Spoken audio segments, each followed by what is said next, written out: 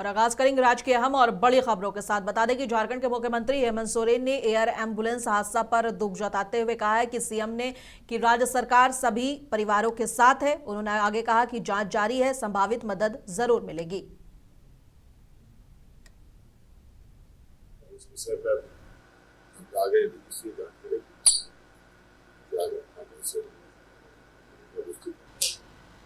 Sir सरकार की तरफ से कंपनसेशन, सर सरकार की तरफ से कुछ कंपनसेशन क्या क्या हुआ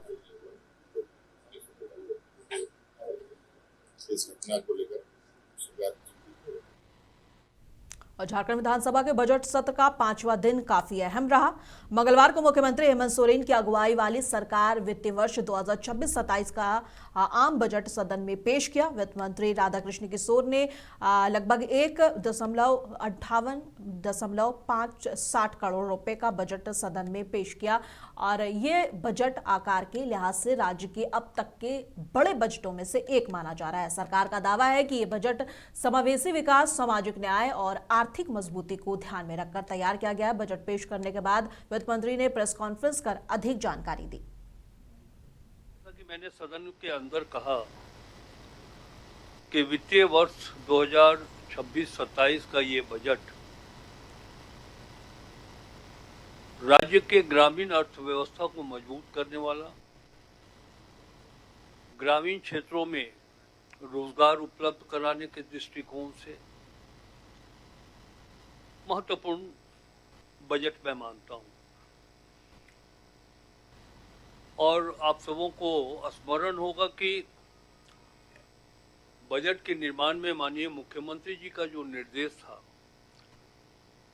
उसका अनुसरण अनुपालन हम लोगों ने किया। उन्होंने कहा साफ तौर पे कि न सिर्फ अपने राज्य के जानकार लोगों को बुलाए बल्कि राज्य के बाहर से भी लोगों को बुला करके झारखंड का अव्वल दिशम बजट कैसा होगा उनसे आप राय लें।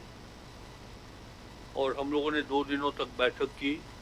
हमारे वित्त सचिव, वाणिज्य विभाग के सचिव, तमाम अधिकारी उस बैठक में रहे। विशेषज्ञों के राय को भी जो उचित था, जो हम कर सकते थे, उसे समाहित किया गया।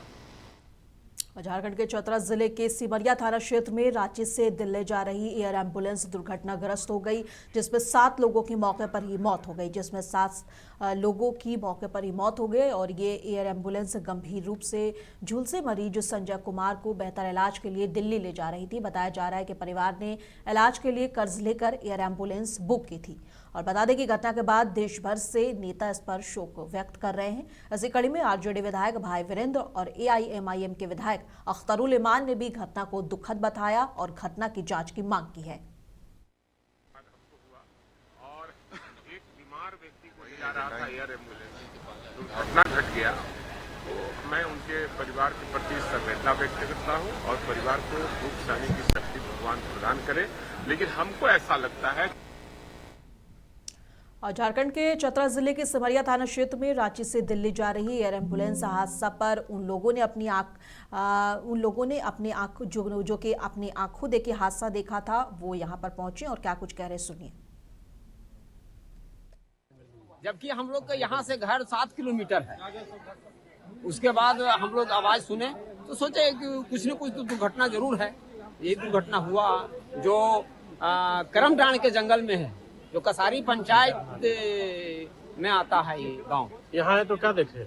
यहाँ देखे पायलट जो है बहुत बुरा क्षतिग्रस्त है और उसमें जो सवार है उन लोग अभी तो निकाल नहीं पाया है, लेकिन अब प्रशासन यहाँ निकालेंगे तो हम लोग देखेंगे सब। हम लोग रूम में थे, घर में केंदू में, अचानक सायरन का आवाज आया। जैसे एम्बुलेंस का आवाज आता है ना, वैसे आसमान में अचानक सायरन का आवाज आया। लगभग 2-3 सेकंड के लिए आया, उसके बाद जमीन पे गिरा हुआ आवाज किया, बस ये। झारखंड के चतरा जिले के सिमरिया के पास रांची से दिल्ली जा रही एक एयर एम्बुलेंस दुर्घटनाग्रस्त होने के बाद पोस्टमार्टम के लिए शवों को पोस्टमार्टम के बाद परिवारों को उनका शव सौंप दिया गया है। इस हादसे में विमान में सवार सभी 7 लोगों की दर्दनाक मौत हो गई। बता दें कि red bird flight training academy की chief of flight safety captain Mahendra Kaur ने घटना को बेहद दर्दनाक बताया है और विमान रांची से दिल्ली जा रही थी, तभी सिमरिया के पास ये दुर्घटना हुई। हादसे के कारणों की जाँच शुरू कर दी गई है। मैं चीफ ऑफ फ्लाइट सेफ्टी हूँ, कैप्टन मोहिंदर कौर। और सर हमें भी बहुत बहुत दुख है, फैमिलीज को। अभी हम खुद ही शॉक में हैं कि ये क्या हो गया, क्योंकि हम तो लाइफ सेव करने ही गए थे किसी की। और ये एम्बुलेंस फ्लाइट थी जो हमारा एक सेगमेंट का बिल्कुल ठीक गया है, फ्लाइट बिल्कुल सही गई है और वापस आते समय भी कोई एयरक्राफ्ट में डिफेक्ट्स नहीं थे। पायलट्स दोनों ही कैपेबल पायलट्स थे और एक्सपीरियंस पायलट्स थे। जो फैमिलीज़ हैं और जो पैसेंजर्स जिनकी डेथ हो गई है उनके लिए रेड बर्ड की तरफ से कंडोलेंसेस हैं हम दे रहे हैं उनको। And we are really shock. और इन्वेस्टिगेशन अभी हो रही है, हमें भी नहीं पता कि क्या हुआ है। इन्वेस्टिगेशन चल रही है। इन्वेस्टिगेशन एजेंसीज आई थी, उन्होंने अपना सामान जो सीज करना था करके चले गए। और पटना में विपक्षी नेताओं ने अलग अलग मुद्दों को लेकर राज्य सरकार के खिलाफ विधानसभा के बाहर प्रदर्शन किया। चौकीदारों पर कल हुए लाठीचार्ज के मुद्दों पर भी सदन के बाहर नारेबाजी हुई और विपक्ष ने सोई हुई बिहार सरकार के नारे लगाए। वहीं आरजेडी विधायक भाई वीरेंद्र ने कहा कि सरकार की सोच गरीबों के प्रति ठीक नहीं है। ऑफलाइन में चलते हैं, व्हाइट लाइन से ऑफ लाइन कर दें तो यार। प्रदर्शन आप लोग कर रहे हैं, विरोध प्रदर्शन इसलिए कर रहे हैं कि जो चौकीदारों दफदारों की मांग थी, कल उन लोगों ने जुलूस निकाला था, प्रदर्शन कर रहे थे, बर्बरता पूर्वक उनको लाठियां भाजी गई, कितने लोग घायल हो गए, हॉस्पिटलाइज हैं। और ये सरकार गरीबों के प्रति यही उसकी सोच है। चौकीदार दफदार कौन है? जो नीचे पैदान के जो लोग हैं वही चौकीदारी और दफदारी करने का काम करते हैं। और जो उनकी मांग थी उनको पूरा नहीं करके उनको बर्बरता पूर्वक लाठीचार्ज करके पीटने का काम किया गया है। मैं इसकी भर्त्सना करता हूं और मुख्यमंत्री इसकी जांच करावे और मुख्यमंत्री चौकीदार और दफदार के मांगों को पूरा करने का काम।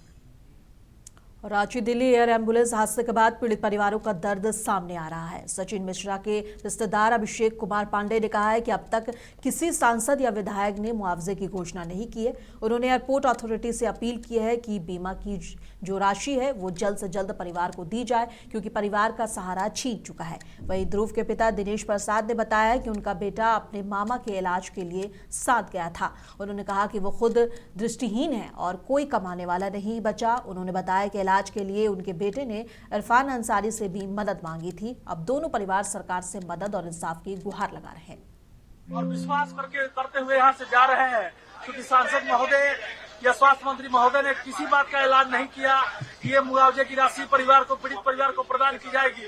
हमारे परिवार का सहारा छीन चुका है। किसी परिवार का भाई, किसी का बेटा, किसी का पति सब चला गया है। सुरह की एक बहन भी केस में मारी गई है। उनको दया नहीं है, इस बात का उन्होंने ऐलान नहीं किया, लेकिन विश्वास करते हुए हम जा रहे हैं कि वो ऐलान करेंगे और मुआवजे की कुछ राशि पहुंचेगी। और एयरपोर्ट अथॉरिटी से भी निवेदन करते हैं कि जो भी इंश्योरेंस की राशि हो वो परिवार को मुहैया कराई जाए। और जो कंपनी जो इनको हायर करके वहाँ पे भेज रही थी, जो मरीज लेकर जा रहे थे, जो मरीज जा रहा है या मरीज को लेकर जाने वाला डॉक्टर है, पायलट है, जो भी है, उनके परिवार को उचित तरह से मिलनी चाहिए। इसी का निवेदन सर आप करते हैं। तो 5 रुपया 10 रुपया कर के दिल्ली में मांगा था भीख मेरा बेटा। आज मेरा बेटा दुनिया से चल गया। तू को रोटी खिलाने वाला मेरा कोई नहीं है, कोई नहीं है मेरा दुनिया में। अब कोई नहीं है, कोई नहीं। आप क्या करते हैं? हम कुछ नहीं करते हैं भैया, कुछ नहीं करते हैं। क्या करेंगे? मैं अंधा विकलांग आदमी हूँ। मैं करने तो चाहता हूँ तो कि क्या करे, यहाँ डालते हैं तो वहाँ डलाता है, क्या करे। अब मेरा 2 बेटा है, एगो यही बेटा था मेरा। 2 रोटी लाता था होटल से, तब हम खाते थे। अब मेरा बेटा नहीं है, हमका क्या 2 रोटी देगा हमको? यही सब मेरा समस्या है, हम क्या करें ऐसा। कैबिनेट ने महाराष्ट्र, मध्य प्रदेश, बिहार और झारखंड के 8 जिलों में 3 मल्टी ट्रैकिंग परियोजनाओं को मंजूरी दे दी है। इन परियोजनाओं की कुल अनुमानित लागत 9,072 करोड़ रुपए है और इन्हें 2030 से 31 तक पूरा किया जाएगा। जो 3 रेलवे के प्रोजेक्ट्स अप्रूव हुए हैं, ये तीनों बहुत ही महत्वपूर्ण प्रोजेक्ट हैं और बहुत इम्पोर्टेंट कॉरिडोर्स को कैपेसिटी बढ़ाने के काम में है। पहला प्रोजेक्ट है जबलपुर से गोंदिया। जबलपुर से गोंदिया प्रोजेक्ट को हम अगर देखें तो नॉर्थ में विशेषकर जो पूर्वांचल का एरिया आता है, प्रयागराज, बनारस, काशी और उसके बाद में बिहार और छत्तीसगढ़ और झारखंड